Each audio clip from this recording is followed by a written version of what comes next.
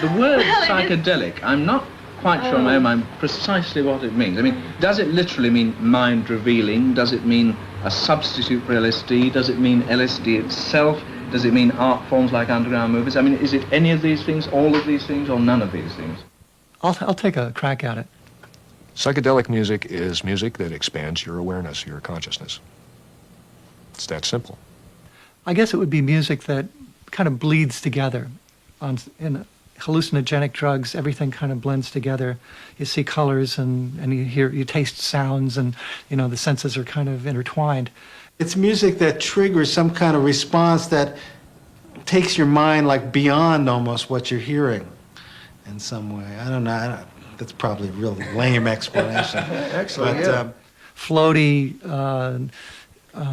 not clearly defined, not terribly rhythmic, and not terribly melodic. Frequently with psychedelics, I couldn't talk to anybody. I couldn't make myself understood, and I couldn't understand what people were saying to me. But I could communicate with music, no problem.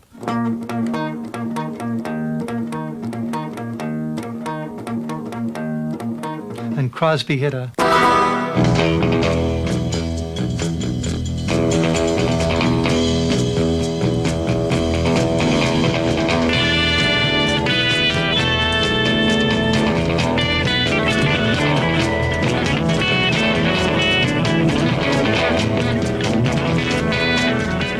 In January 1966, the Byrds recorded a song which put them at the vanguard of a new sound. 8 miles high, and when you touch down, you'll find that it's stranger than known. Signs in the street that say where you're going are somewhere just being their own. I was trying to emulate the music of John Coltrane. I believe it was India, and there was a repetitive line, dee-doo-doo-doo, in that, and I wanted to get almost the valves closing on the, try to emulate that on the 12-string. So the sustain made that possible with it rings out like a wind instrument as opposed to a stringed instrument. And then,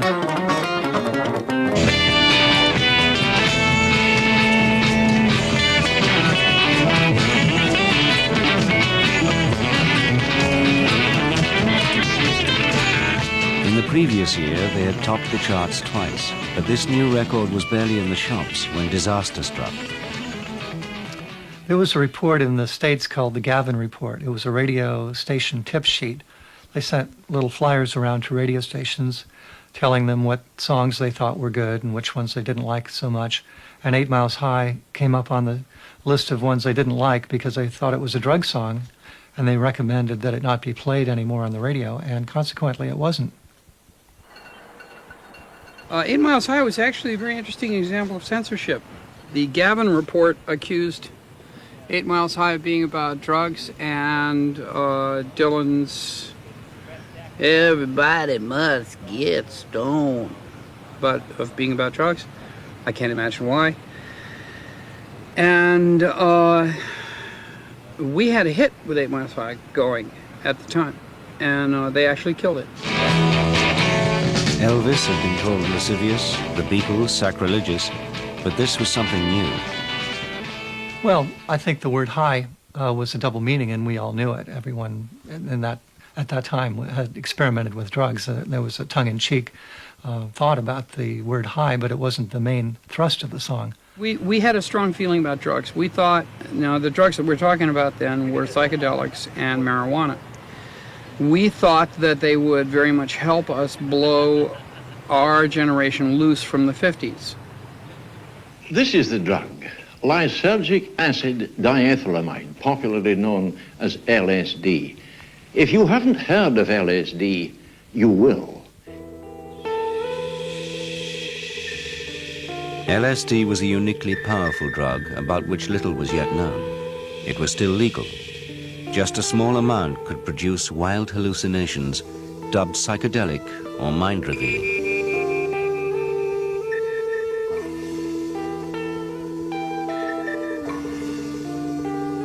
8 Miles High was the first public appearance of a psychedelic scene which had been growing in California over the previous few years.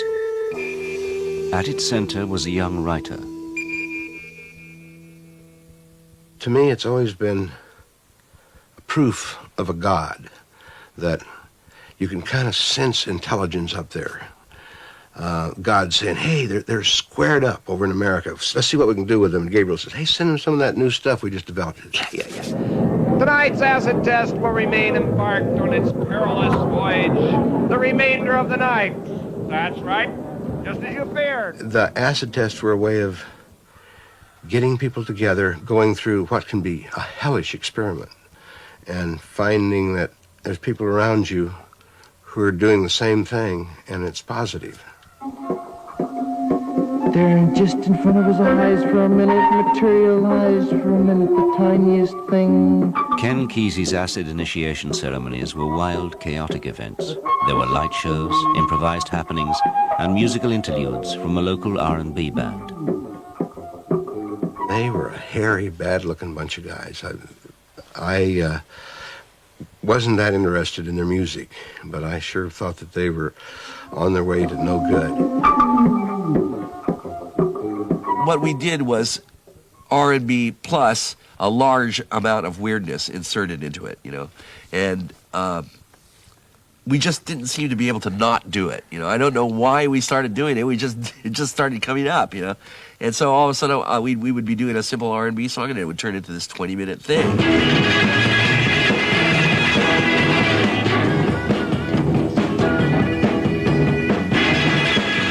Jerry Garcia was well known on the San Francisco music scene. He had played in both folk and blues bands. Now he added LSD to his list of influences. Improvisation was the first thing I learned about music. I mean, the first concept that was introduced to me was improvise. You know, it was like, for me, it was like what music was, really. You know, when you played, you made it up as you went along.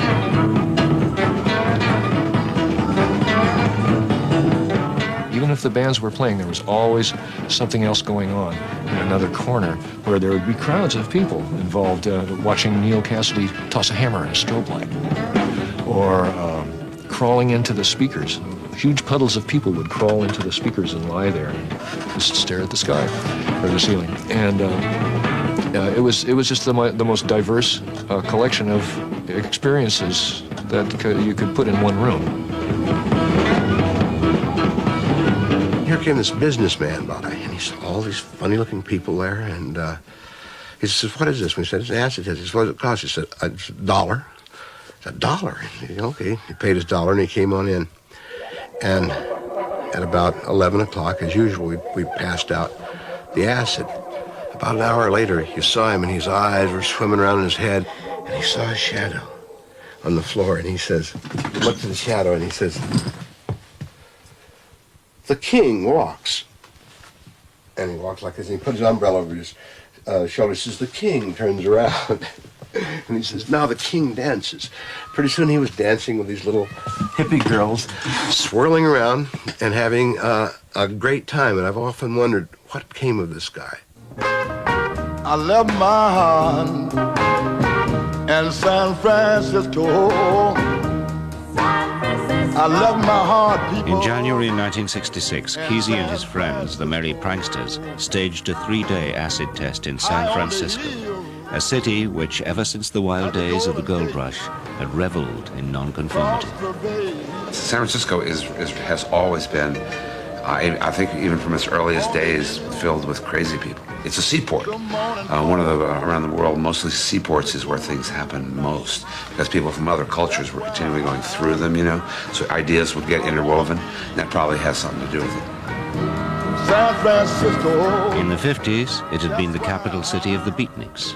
The bars and bookshops of North Beach had been full of pot, poetry, folk and blues. Now the young hipsters greeted this new music with open arms.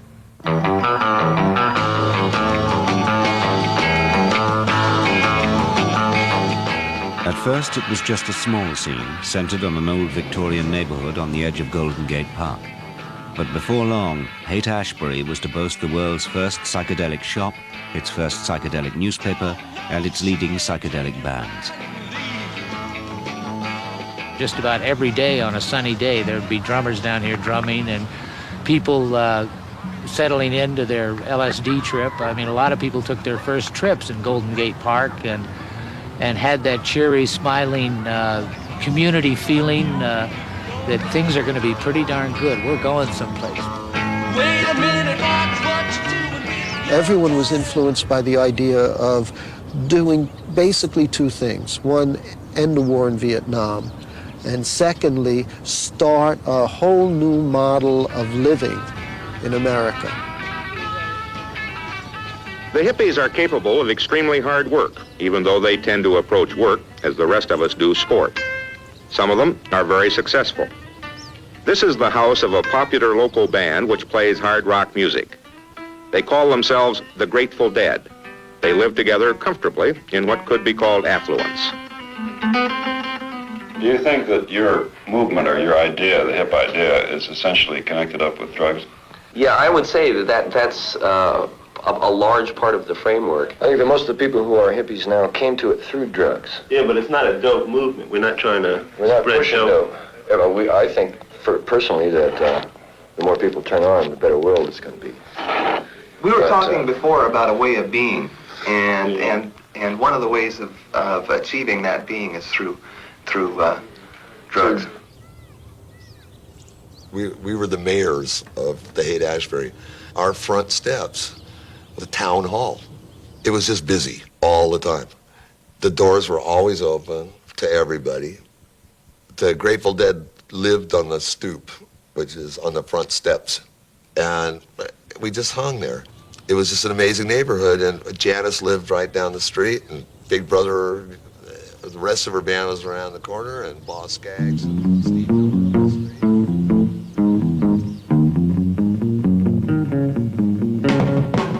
Big Brother and the holding company had originally come from the local blues scene, but now they started to develop a much more eclectic sound. We played a lot of things. We played Hall of the Mountain King from the Peer Gynt Suite of Grieg, and we played a tune called Bacon, or we thought about it. I'm not sure if this is conceptual art. And we were going to put a hot plate on the amplifier and cook bacon and play the song until the bacon was done. And actually later that was done by the Grateful Dead. The bacon cooking. Yeah.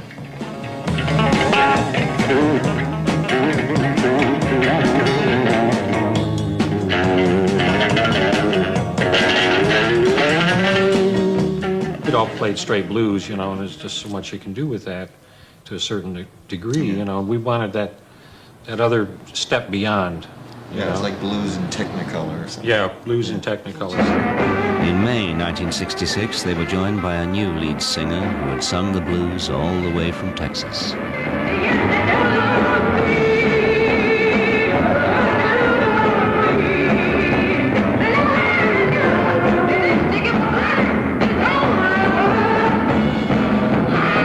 The thing that makes this, what they call the San Francisco music scene, as far as I'm concerned, is like, first of all, the freedom to create here. You know, for some reason, like a lot of musicians ended up here and ended up together and had complete freedom to do whatever they wanted to, and so they came up with their own kind of music. What do you think, Sam?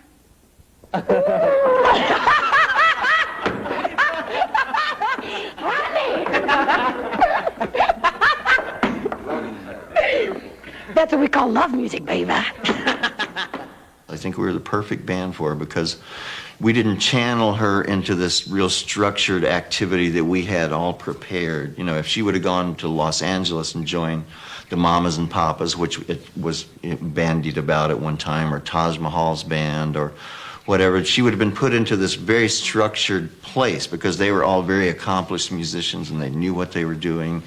But with us, she could develop because we didn't know anything either, but we had a lot of enthusiasm.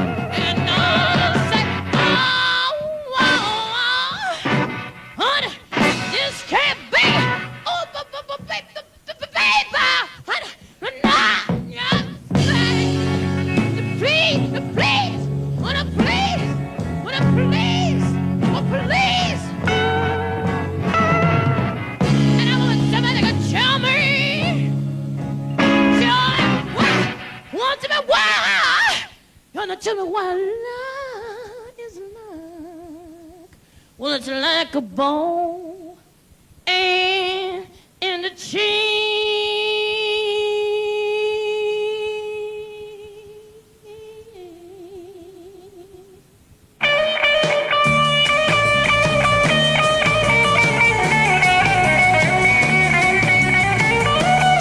San Francisco was full of old Victorian ballrooms, which were soon pressed into service for psychedelic happenings. We were not playing to a watching and waiting audience. We were playing to dancers, you know, people who were taking LSD or other kinds of chemicals and dancing. And I mean, dancing their hearts out, you know. So when we played a tune that lasted, people used to say, you played a tune that lasted for an hour and 20 minutes. What? You know, it was like easy, you know, because people were like working it out. See that girl barefoot in the lawn, whistling and singing, she's a carry along, and laughing in her eyes, dancing in her feet. She's a neon light sign and she lives on the street. Hey, hey, hey, coming by every day. Hey, hey, coming by every day. People were dancing that never thought they'd ever dance in their life and felt free to do it. And that kind of expression of just coming out and don't care what other people think or if you're fitting into the right kind of step. I mean, that was out the window. You know, what you were feeling was what was dancing. But whilst the San Francisco bands were polishing their sound on the ballroom circuit, another group was getting ready to leave the touring treadmill. In August 1966, the Beatles played their last ever gig at Candlestick Park in San Francisco. In the same month, they released a new album, which showed that they too were moving in a radically new direction. I don't know where you were when the first time you ever heard Tomorrow Never Knows. Somebody pulled us in off the street in 1967 in the Haight, or was it 66, I think. Pulled us right off the street into a record store, said, you've got to listen to this. You've got to listen to this. And it was Tomorrow Never Knows. So we felt very strongly at that time that the Beatles were on the same wavelength as we were. In fact, it was everybody in San Francisco was, and around the world, too.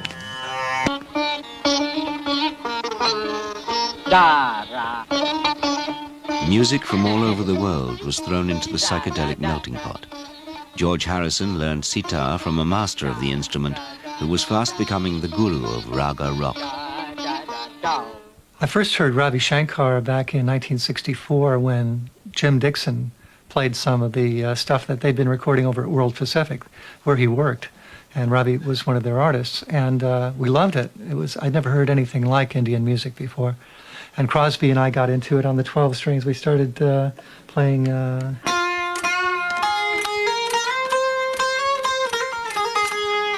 trying to emulate the sound of the sitar on the 12 string.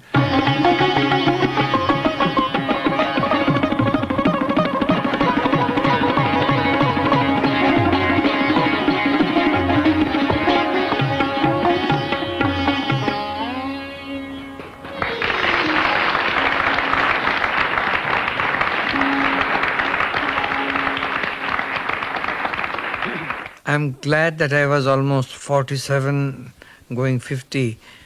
Otherwise, I might have lost my head like most of them do, you know, with that adulation. It was just being treated like a rock star. I'm sure you must have been asked this lots of times before, but what's your opinion of sort of English pop groups and American pop groups using sitar and the Indian influence in their records?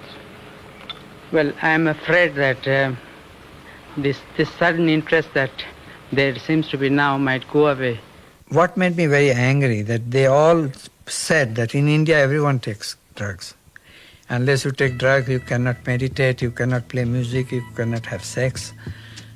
And strange, which is completely wrong, you know. There's something happening here. What it is ain't exactly clear. 1967 opened on a high note as 20,000 hippies crowded into Golden Gate Park for a taste of things to come.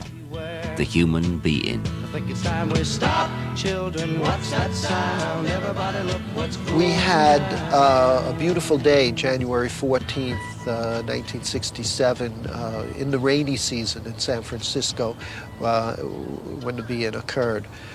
In the first thing in the morning, Allen Ginsberg and Gary Snyder and Lenore Kandel and other poets circumambulated the field in order to purify it using Tibetan mantras and chants. And as the day went on, the stage was set up, the bands came with their equipment, and people started to come in.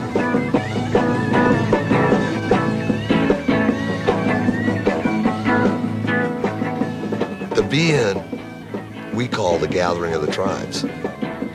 When you walked into that park that day, and it was so full of pot smoke, you could barely see, but it was totally crowded with people and camped out all. It looked like a Chippewa village.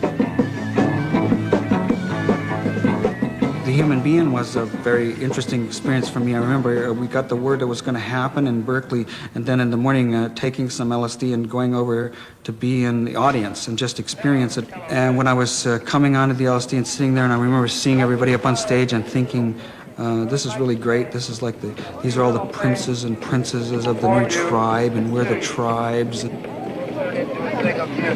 I would say this to all the members of the establishment: we are happy and proud to have you in our brave new world. We realized at the time that we were communicating something to America. We were communicating that thousands of American youths could gather together in peace and love, and that we were a force in the American political and social framework. The human being made the Haight-Ashbury scene national news, and before long, San Francisco was being called the Liverpool of America.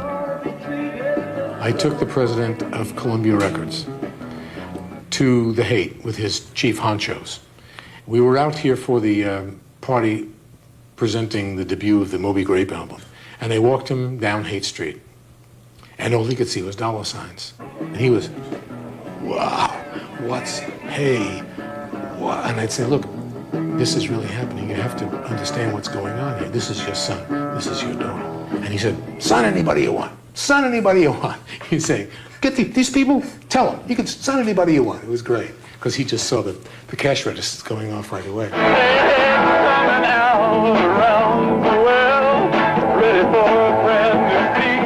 Warner Brothers sent their A&R man up to San Francisco to get the Grateful Dead out of the park and into the studio. We were nervous about them, so we thought maybe the best way to deal with the record company was to dose them. Then they'd know what we were all about, and they'd be our friends, and then we could trust them once they were high. So it became our objective to get Joe Smith and Warner Brothers people to San Francisco as many times as we could during these complex negotiations. And we'd hand them drinks which they would not drink. The record companies were regarded in San Francisco at that time as kind of robber barons who would just come in and plunder whatever they could and put it out, probably not support it too much, and just let it hang there and see what would happen. And eventually, the other bands were signing, and so I personally felt that we made our first record too soon, that we really weren't ready to record. We went to a jazz label. It was called Mainstream. It's actually a jazz phrase meaning the conventional mainstream of music. And they when their needles would go in the red on the VU meters, they would panic. And that's kind of where we wanted them to be in the red all the time, and they didn't want them to be in the red, so we were like pulling back and forth.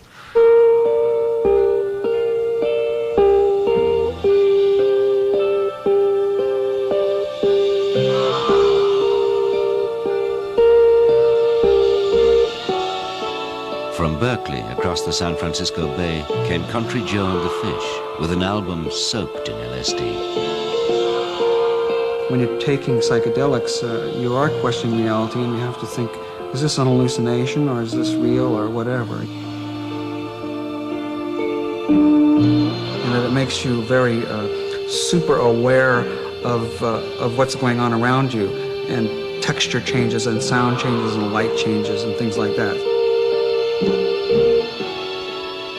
I deliberately made it so that it went from contrast to contrast to contrast to contrast. In other words, from a slow song to a fast song, and then there would be a little introduction with an Eastern flavor to it, and then it would go into a country western thing, and then it would go into a blues thing, and it was all also designed so that it didn't have any frightening moments in it really, but a lot of introspective moments and silly moments.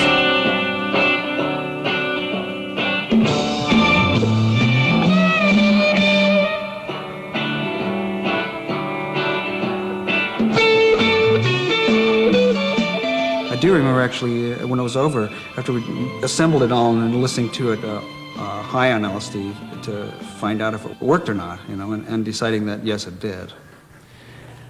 I went to a convention of some kind in the music industry at that time, and I said, you have to understand, the only people we trust right now are our friends and the people we buy dope from.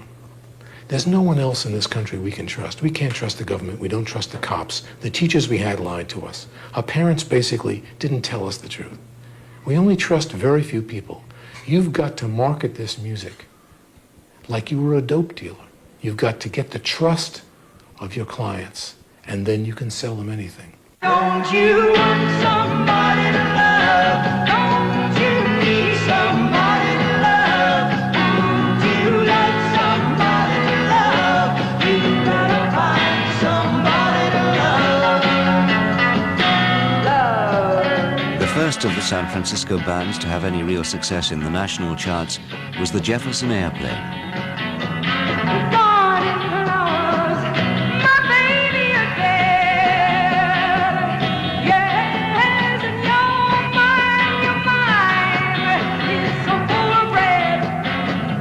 We were college-educated, bored white children who were disenchanted with the nature of the times around us and spoke to it in some fashion or other. Somebody to love was basically, like I say, fucking music. You know, you want a girlfriend. That was the nature of the times, the sexual revolution. When I first saw the Beatles, I thought, aren't they a little old to be having bowl cuts with round collars? I want to hold your hand. Come on, please, you want to dick her, you know? You want to hold her hand at age 25? It's a little too cute. Somebody to love. Would you love somebody to love? You gotta find somebody to love. I think the one good thing the Jefferson Airplane had going for it at the early times that most of the other bands didn't have was good singing. I said right away, I want to sing with a woman. A lot of feminists would consider this more oppression, but it only takes one woman singer to balance 5 or 6 males in a band.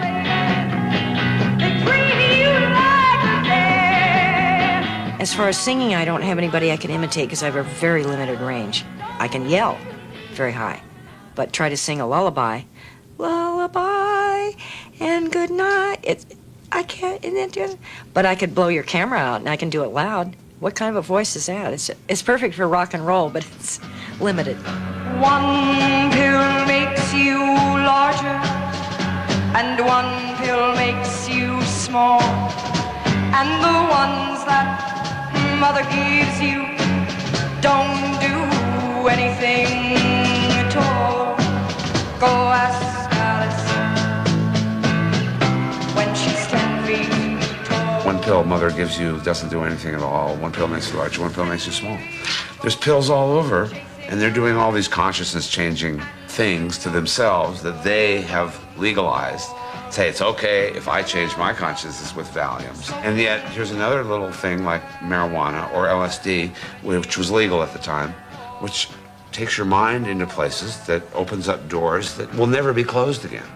What we're told when we're very young is that a chemical of one sort or another is going to let you have a wonderful adventure. Now, Alice in Wonderland, there's Drink Me, makes her literally high. She takes mushrooms, smokes a hookah, bites some kind of stuff that's round, looks like a big pill. Wizard of Oz, they fall down in a field of poppies. and then see the Emerald City. Peter Pan, sprinkle some white dust and you can fly. Is that cocaine? So what do you expect us to do? Say no? Just say no to drugs. Why? You read me when I was little, all this wonderful stuff about how great life could be if I just took something chemical. So I was kind of nailing the parents with that song.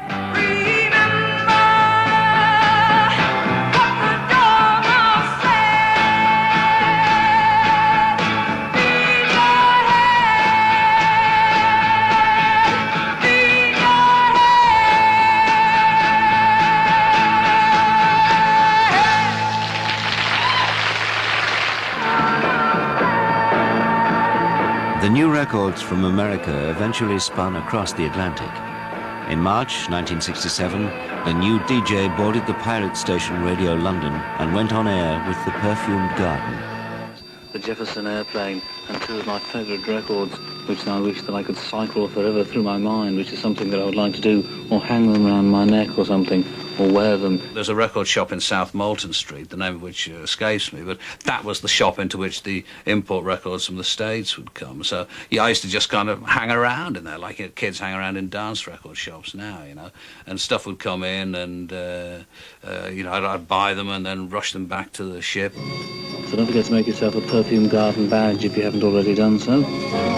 So we can identify one another, you see, at functions and festivals. I mean, it's stunningly popular in terms of the response of the audience, because, you know, when the mail used to come on with the little boat in the morning to be delivered to the ship, you know, it's like an envelope with everybody else's mail, and then people dragging sacks full of mail on for me. It was incredible. It was as though I'd flung a door open and said, Jesus Christ, look what's going on in here, you know, and people were obviously enormously pleased with that.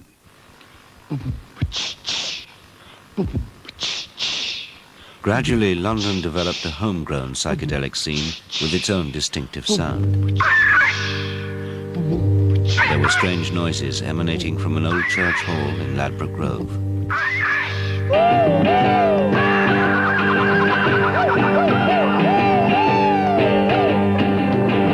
There was a need to experiment in order to find another way of expressing ourselves that didn't involve practicing playing the guitar for 10 years. At the time, people were standing there in little suits, you know, with those Gibson E2 kind of bass guitars held against the chest, going like that. And although it wasn't very complicated stuff, it wasn't something I was interested in. I found that if you turned the thing up loud and used a plectrum, you know, and I had a Rickenbacker, which I bought with a grant. In fact, my entire term's grant one term. And if you banged it hard, and it made strange noises when I found that if you pushed the strings against the pickups, it made funny clicking noises.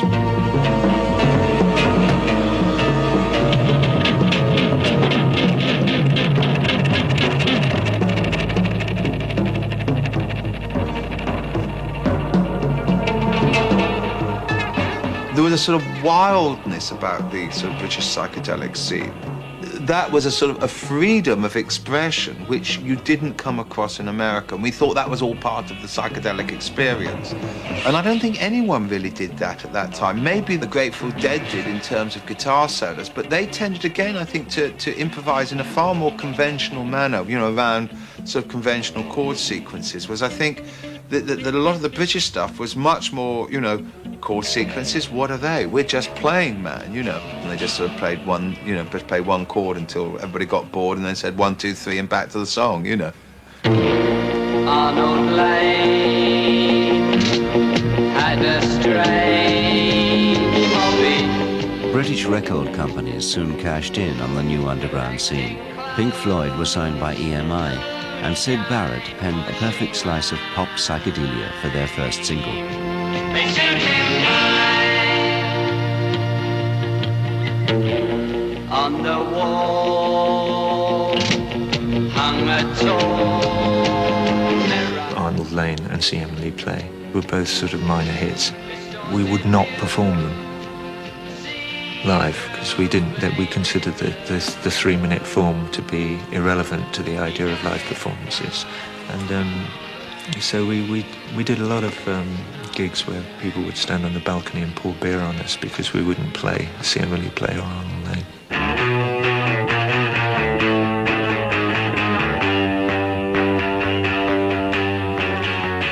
In April 1967, 10,000 people crammed into Alexandra Palace for a night of psychedelic abandon, billed as the 14-hour Technicolor Dream.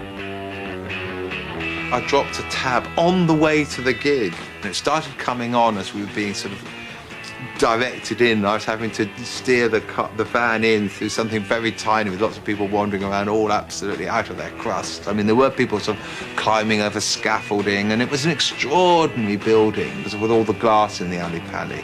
You know, as the light came up, because it was in the summer, it was light, it was wonderful, you know, so it really was a psychedelic experience. The whole world was there, you know, and every band was playing, and it was a sort of magical occasion, you know, but any more precise recollections, I'm afraid, have been wiped out. It's like paradise. It was absolutely wonderful. I mean, you spent a lot of the time rushing around saying, "Where Brian Jones is here? Where? You know, Hendrix is here." But you're rushing around trying to see famous people. I mean, you were still that much of a dickhead, you know. But it was just a great event. It was really wonderful. And all of these bands came on. A lot of them were awful, but there were a few that were pretty good. But it was just, again, the sense of community, the sense of occasion, the sense that anything was possible. We ask all who come here to come here in love, and we ask all who live here to greet all men with love.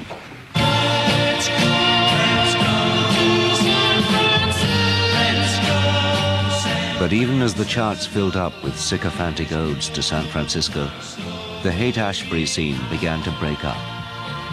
The psychedelic shop closed down, and many of the original hippies moved out.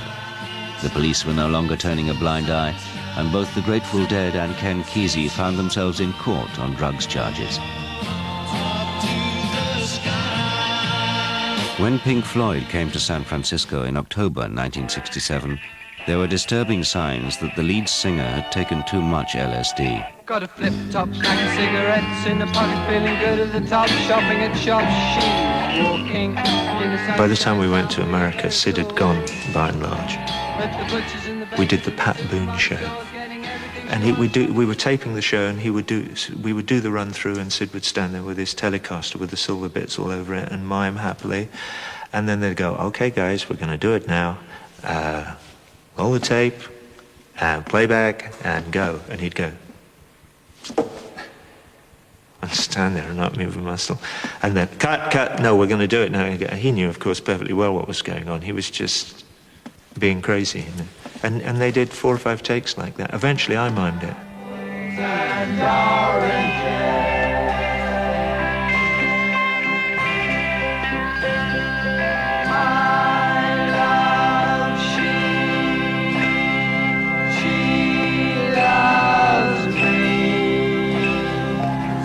But the bands played on, and in 1968, record companies made record profits. For the first time, album sales outstripped singles on both sides of the Atlantic.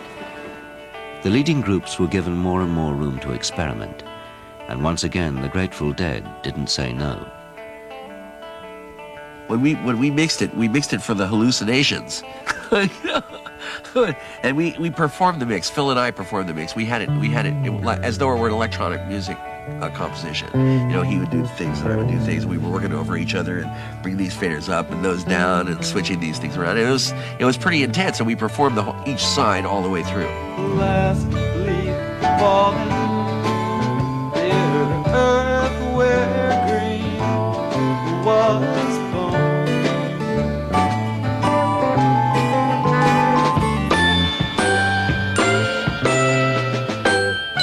I remember Bob wanted to hear the sound of thick air. And our producer at that time didn't understand that. Bob, I guess, wanted what Stockhausen would have called colored silence. But that wasn't a contemporary concept in those days. And I would really like to watch you ride, and always feel you by my side. I would really like to watch you ride all on me. The Baxters, our album, was at the time where we finally wrested complete control of the studio from RCA after the success of Surrealistic Pillow. And whereas our first record took 10 days to make, Takes Off it was called, and Surrealistic Pillow took like 2 weeks to make, Baxters took 7 months to make. because we were in the process of going over every dial in the board on acid half the time. So what does this do? What do these two do together? Well, you do that one over there, and we'll see. Jack had the board smoking at times. Give me an F! Give me a U! Give me a C! Give me a K! What's that spell?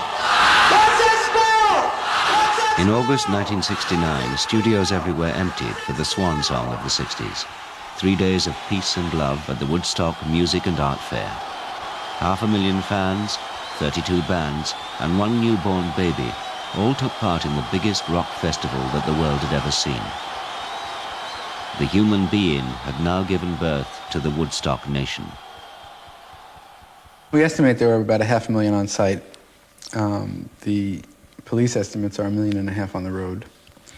They closed the Canadian border, they closed the New York Thruway, they closed every access that they could because things were just bottlenecking and continuing to bottleneck out. But there was an estimate that 2 million people tried to come. Tell them who we are. They don't know if you just sing, hello, Tess, 49, 65, hi. Playing their second ever gig was a new band with some familiar faces. Ladies and gentlemen, please welcome with us Crosby, Stills, and Nash.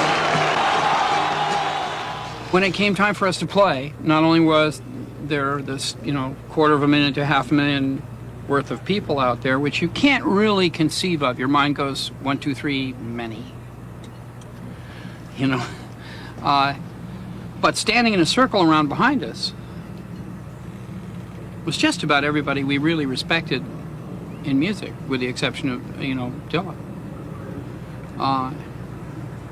And they were all going, okay, good record. Can you do it live? And we were all going, I don't know. It's getting to the point where I'm no fun anymore. I'm sorry. Sometimes it hurts so badly I must cry out loud. I'm lonely. I am yours. You are mine. You are what you are. You make it hard. A little less bottom end on the guitar, please. It was mind-boggling, that whole experience. We went by helicopter. It was impossible to reach there by car anyway. What I saw reminded me in India when we travel on the road, by car. There are a lot of ponds and meadows and dirty water, rainwater, and there we see a lot of buffaloes. They love water and this, in that mud, It reminded me of that. I don't know why, because I saw nearly 500,000 of people, I was told. They were just, having a great picnic. And I felt that the music was like a incidental music, It looks like we're going to get a little bit of rain, so you better cover up. With the Grateful Dead, we were planning on having a light show. And this is a stormy, doggone night going on. They lower this flagship of screens. It is the hugest screen you've ever seen for the purposes of doing a liquid projection light show on it. A gust of wind comes up. Here's this monster stage. It fills up, it balloons up like a sail, and the stage starts to shudder down the hill. It actually starts moving. All of us leap, pull our buck knives out of our pockets and whatever we got and start rending huge holes in it to let the air pass through so the stage won't go down the hill. And we saved that stage. But this is, the Garcia's looking over his shoulder. What's going on? He feels it. Then the stage started to sink on one side. And so it became a little lopsided.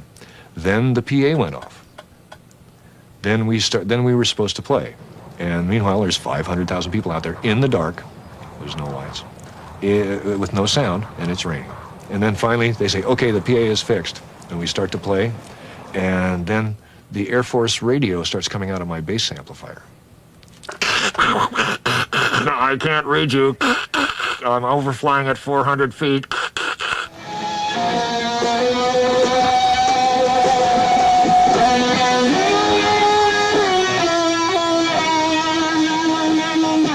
Woodstock paved the way for stadium rock and the huge outdoor festivals of the 70s. Monday morning after the event, I remember leaving the site around 11 o'clock or 12 o'clock, and the last helicopter was just leaving, and the guy offered me a lift. And I remember getting in, and it's the first time I'd had a chance to see the place from the air. Kids were dragging these bags of garbage and pieces of clothing to this one area. And as we rose up over the site, I could see that they had made this huge peace symbol out of the garbage. And that was my last image of the site. From now on, big would always be better.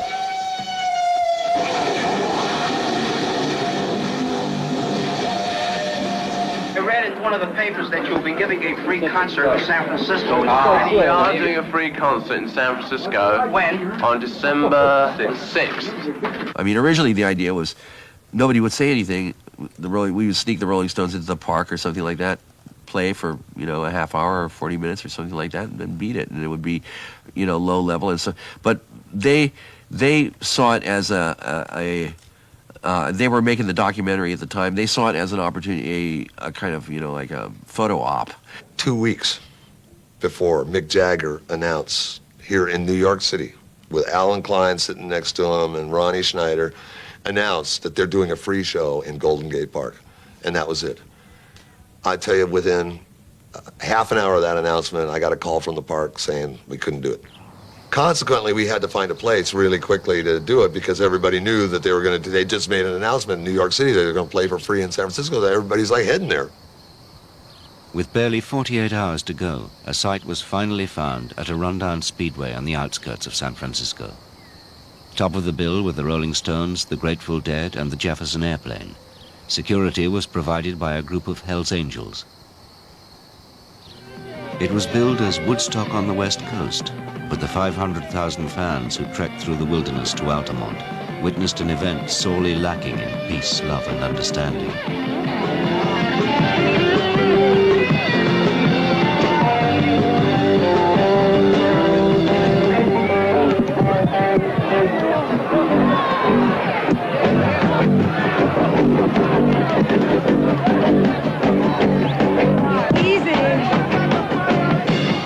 Altamont was just a screw-up.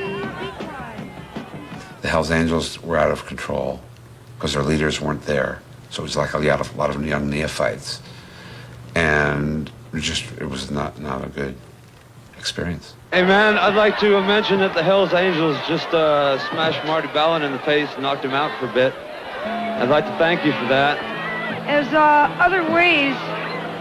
Hey, wait, is this on? You're talking to me, I'm going to talk to you. I'm not talking to you, man. I'm talking to the people that hit my lead singer in the head. You're talking to my people. Right. Now, let me tell you what's happening. What's happening. The Grateful Dead flew in, but they never actually played. Oh, that's what the story is here? Yeah. Oh, bummer. Really, man. I mean, like, it's scary. Who's doing all the beating? Hells Angels. Hells Angels are doing beating on musicians? Marty got beat up. They put fight on the stage. Doesn't seem right, man. It's really weird, man. It's really weird. It was like hell. It was like a nice afternoon in hell. I mean, really, the light and everything, it was just so weird. It was just the weirdest thing. The light was this kind of, baleful, red kind of dusk, kind of particulate air, there's kind of like the thing of like piles of smoking tires, maybe fire, like little fire, it's like, it's the smell of sulfur, it was horrible. I mean, it was so hellish. We felt that it would not have done any good for us to play, and it would only have prolonged the agony. Unfortunately, the Rolling Stones apparently were waiting for sundown so they could make a film. And that's why it went on and on. So it turns out that it probably would have been better for us to play, just to fill up that time. But when we saw, when music was happening, the crowd would surge towards the stage, and the security would beat them back. And so we didn't want to be part of that. We didn't want to contribute to that.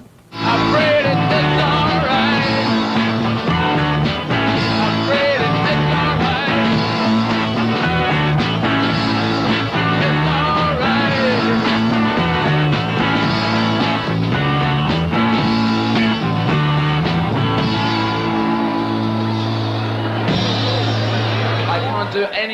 just ask you, just beg you, just to keep it together.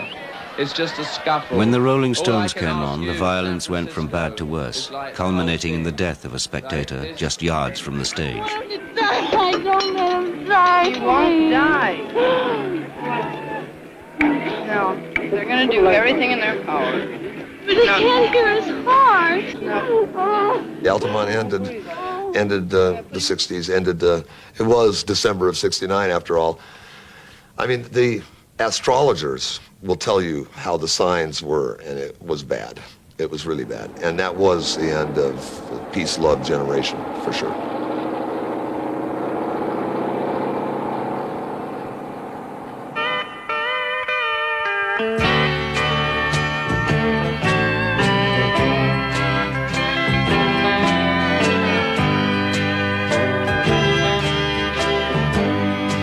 In South Carolina.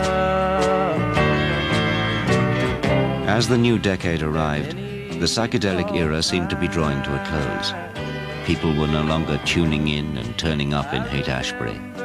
The bands moved on, the community splintered, and there was a new sound emerging that took a step away from electronic experimentation. Once again, the Byrds had anticipated the trend with their 1967 album, Sweetheart of the Rodeo. We'd already known that country influence could work in pop music. We'd heard the Beatles song Act Naturally, and I'd written Mr. Spaceman, which was a 2/4. Hey, Mr. Spaceman, won't you please take me along? I won't do anything wrong. Kind of a countryish sound. And so we started going in that direction, and we decided to do an album in Nashville and hired some country guys to come and help us out.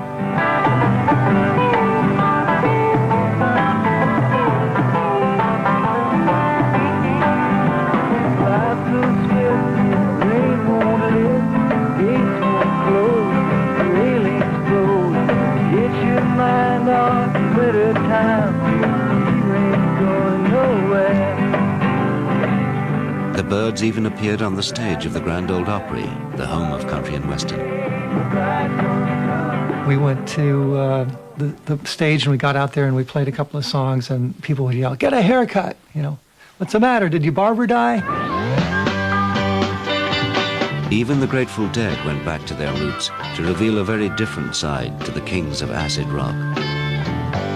I talked to the guy, said, "Hey guys, why don't we approach this one as though it were like a country and western record, or like California country and western, you know, or something like that. So that's lean and mean, you know, just basically simple arrangements, not overboard, and do things that reflect a kind of a basic approach to playing and to accompanying the songs."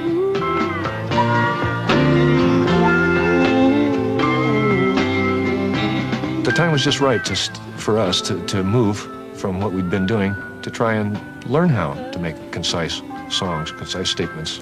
The times they were a-changing. It was clear even before Altamont that, in fact, way back in '67 in the so-called Summer of Love, that it couldn't continue the way it was because people were getting crazy, people were getting hurt.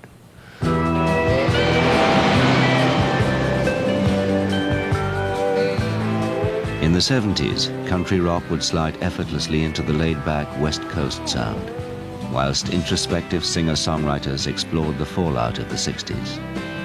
The trip was over, the flashbacks yet to come, the be-ins and happenings faded into legend. Well, I'm running down the road trying to loosen my load, got a world of trouble on my mind.